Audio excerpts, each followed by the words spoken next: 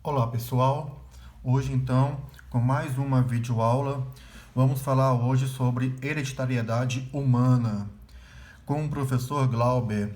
Você poderá acessar outros vídeos, tá, no meu canal do YouTube com Química Descomplicada. Mas antes de mais nada, nós vamos tratar de dois conceitos muito importantes, que são fenótipo e genótipo, tá ok?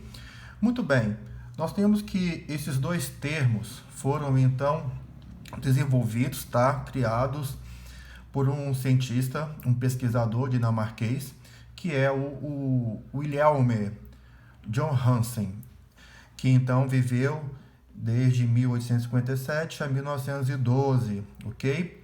Esses dois conceitos foram desenvolvidos dentro da genética.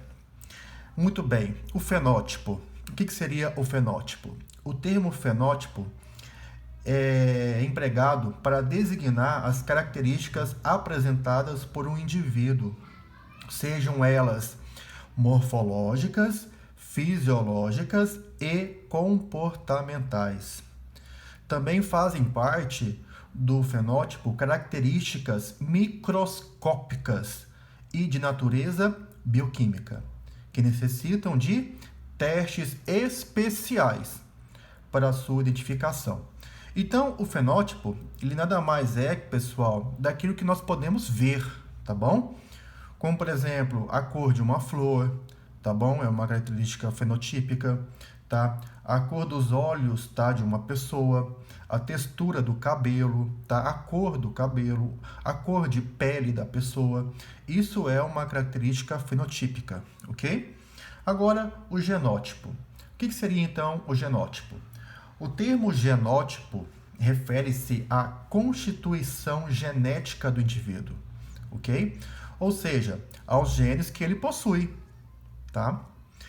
Estamos nos referindo, no caso aqui, tá, ao genótipo, quando dizemos, por exemplo, citando lá a planta de ervilha, tá? Lembram lá de Mendel? Onde nós temos, por exemplo, o homozigoto dominante ou o heterozigoto, tá?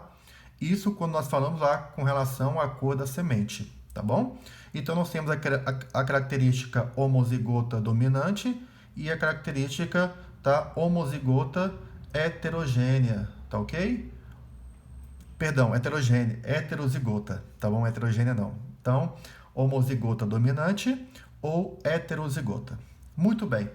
Isso, então, pessoal, são o significado dos termos fenótipo e genótipo, tá ok? Dentro do conteúdo de ciências, dentro do conteúdo de biologia. Muito bem. Nós temos que, atualmente, a genética tem tido grande destaque, tá, na mídia e no meio, tá, científico, ok? Agora, nós temos que algumas características, tá, são importantes dentro da genética. E aí, então, vamos tratar sobre isso. Por exemplo, algumas características hereditárias humanas, tá? Essas, então, podem ser estudadas de maneira semelhante como foi feito lá no estudo de Mendel, tá? Uma delas é o tipo sanguíneo. Nós sabemos que são 4 tipos sanguíneos, não são? A, B, AB e O, não é? E aí, então, que será, né, abordado aqui durante, né, a nossa conversa, o nosso estudo, tá? Outras apresentam diferentes padrões de herança, como é o caso da cor de pele, relacionado a mais de um gene, tá? Então as pessoas são caracterizadas, por exemplo, pela cor de pele, tá? É uma característica, né, que então está lá descrito dentro do código genético da pessoa, dos indivíduos, ok? Então, esses genes podem acionar a produção de maior ou menor quantidade de quê? Melanina, tá? Muitas características, tá, também são influenciadas pelo fator ambiente. Olha só aqui, ó. Vamos ver essa imagem aqui. Nós temos aqui diferentes indivíduos, correto? podemos ver, tá? Diferentes indivíduos com cores de pele diferente, tá? O cabelo também diferente, altura, tá? Os olhos, tá? Diferentes, ou seja, são características aqui que podemos observar fenotípicas, características do indivíduo. Agora, olhando mais adentro, mais profundo no código genético, lá nos alelos, nós temos o quê? O genótipo, tá? E são essas características que nós vamos estar estudando. Porque o fenótipo, ele é nada mais que a soma do genótipo mais o quê? O fator ambiental, tá? Esse indivíduo aqui, ó, por exemplo, vamos pegar esse daqui, ó, esse daqui. Este indivíduo, se ele for, por exemplo, ao clube, tá? Ou à praia, logicamente a cor de pele dele vai alterar, não vai? Sim, vai alterar por quê? Por causa, né, dos raios solares que então vão atingir ali, vão ativar, tá? A melanina, fazendo então que ele escureça a pele. Agora, isso é uma característica fenotípica, tá bom? Alterada, né, pelo fator ambiente. Muito bem. Nós temos que a cor da pele, tá? Ela varia, depende, né, da exposição ao sol. Assim, né, podemos dizer que essa característica não depende apenas dos tipos de alelo que a pessoa possui, mas também de condições do quê? Do ambiente, tá? A produção de melanina pode ser aumentada pela exposição aos raios solares, modificando o fenótipo, tom de pele, mas o genótipo permanece o quê? O mesmo, tá? O genótipo, ele continua o mesmo, que é nada mais que aquela informação interna, fixa, dentro do DNA dessa pessoa, tá ok? Ela vai ser sempre essa cor? Vai ser, porque está lá no código genético dela, tá? Está lá escrito que ele pertence, ele tem essa cor. Então, essas informações estão descritas lá nos alelos, tá? Muito bem. Vamos agora falar sobre o sistema ABO, tá? Vamos, então, entrar agora na herança do tipo sanguíneo. Vamos, então, aqui passar para uma outra situação. Vejamos, então, aqui. Olha só. Nós temos que há dois sistemas principais de classificação do sangue em humanos, tá? Os sistemas A, B, AB e O, ou seja, chamamos de sistema ABO, tá bom? ABO. E o fator o quê? O fator RH, ok? Certinho? Essas são características do quê? Fenotípicas, ok? Fenotípicas. Muito bem. Nós temos que esses seguem, então, padrões de herança semelhantes ao que é demonstrado lá nos estudos de Mendel, ok? O sistema ABO, tá, nos seres humanos, pode ter 4 diferentes tipos de sangue: A, B, AB e o O, ok? Isso é uma característica fenotípica, tá? Determinados por um gene. Qual gene? Tá? Diferentes, tá bom? Representando aí, né? Representados pela letra I. Podemos ver aqui, ó. Pela letra I, temos aqui, então, tá? O I maiúsculo dominante e o I minúsculo recessivo, tá? Podemos ver isso em todos. O I maiúsculo e o I minúsculo. O tipo sanguíneo O, ele é um homozigoto, tá? Recessivo. Olha só o Izinho, tá ok? Já aqui o tipo sanguíneo A, ele vai ter duas situações. Vai ser no momento em que todos os dois I são dominantes e poderá ser também onde eu tenho um I dominante e um I recessivo, tá? O B, da mesma maneira, eu vou ter então dois I dominante. Ou poderemos ter também o quê? Um I dominante e um I recessivo. Já no AB, nenhum é recessivo. Os dois são o quê? São dominantes, ok? Essa é uma característica genotípica, tá? Genotípica, ok? E isso aqui era um modelo antigo, tá? O atual nós temos aqui, ó, o AA, AO, BB ou BO. AB e OO, ok? Quando é o tipo sangue A, poderia ter esses dois. O B, esse daqui, o AB, esse, e o O, esse, ok? Muito bem. Os alelos IA e o IB, aqui, ó, maiúsculo, ok? Maiúsculo, são dominantes em relação ao alelo quê? Ao alelo I, são dominantes, tá bom? Mas não há dominância aqui, ó. Aqui não há dominância nos dois I, tá bom? IA e IB, maiúsculo, ok? Cada indivíduo recebe um alelo do pai e outro da mãe, para então ocorrer a combinação e a formação de um novo indivíduo, certo? Então nós temos que essas combinações que podem ser formadas, né, lá no genótipo, ok? E os tipos sanguíneos que elas determinam, fenótipo, ok? São mostradas então aqui, ó, nessa imagem, podemos observar melhor isso, ok? Então, o indivíduo que é formado, ele terá o tipo sanguíneo ou do pai ou da mãe, tá ok? Ou do pai ou da mãe, o indivíduo que será gerado. E aí, logicamente, tá? Essa é uma combinação genética de 50% vindo da mãe e 50% vindo do pai. E essa combinação gerará aí, então, a formação do tipo sanguíneo do indivíduo que será formado, ok? Cada alelo dominante, tá bom? Tem a informação para a produção de uma proteína, tá ok? Localizada na superfície de onde? Das hemácias. Então, aqui, ó, o tipo sanguíneo A forma a proteína A. O tipo sanguíneo B forma a proteína B nas hemácias. O tipo sanguíneo AB ele vai formar tanto a proteína A como a proteína B, tá? E o O aqui ele não vai ter a formação da proteína. Ele é isenta da proteína, ok? Então nós temos que cada tipo sanguíneo gerará um tipo de proteína. Isso o que? Na hemácia, ok? Muito bem.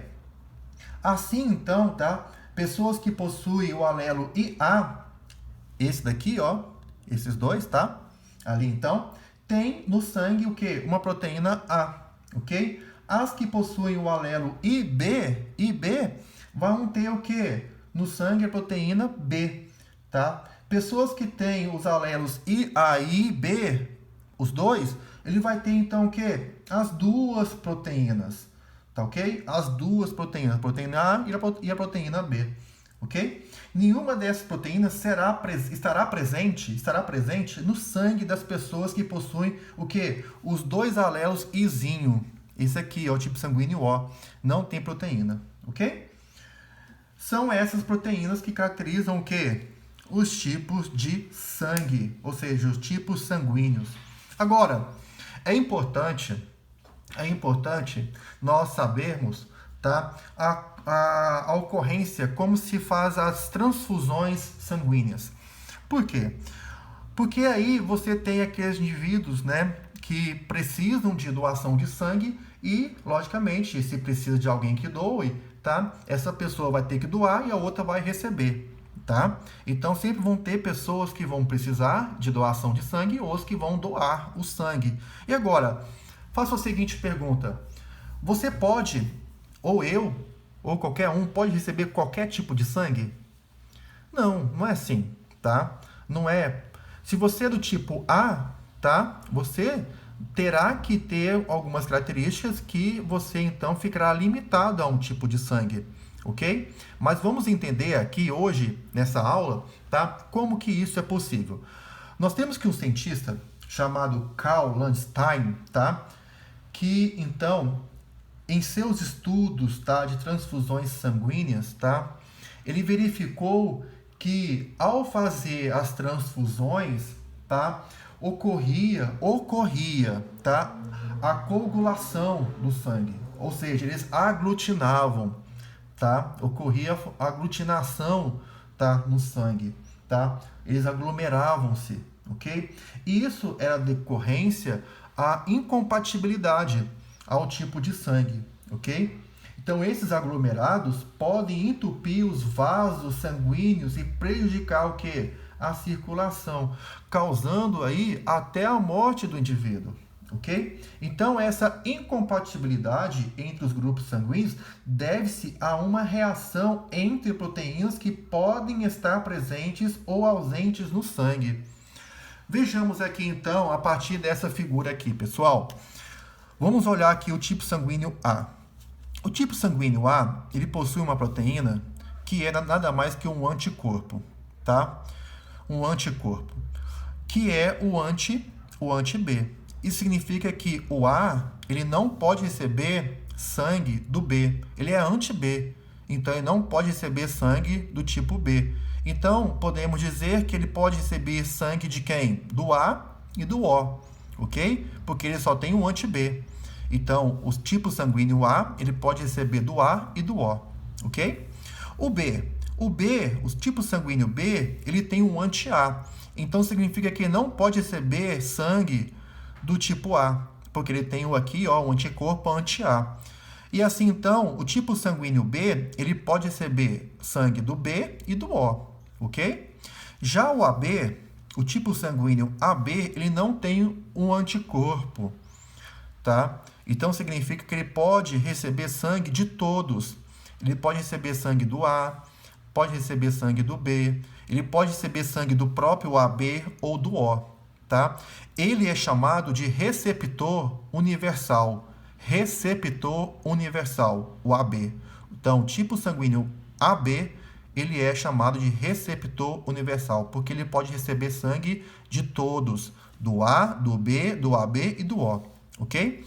Já o tipo sanguíneo O, ele possui o anti-A e o anti-B.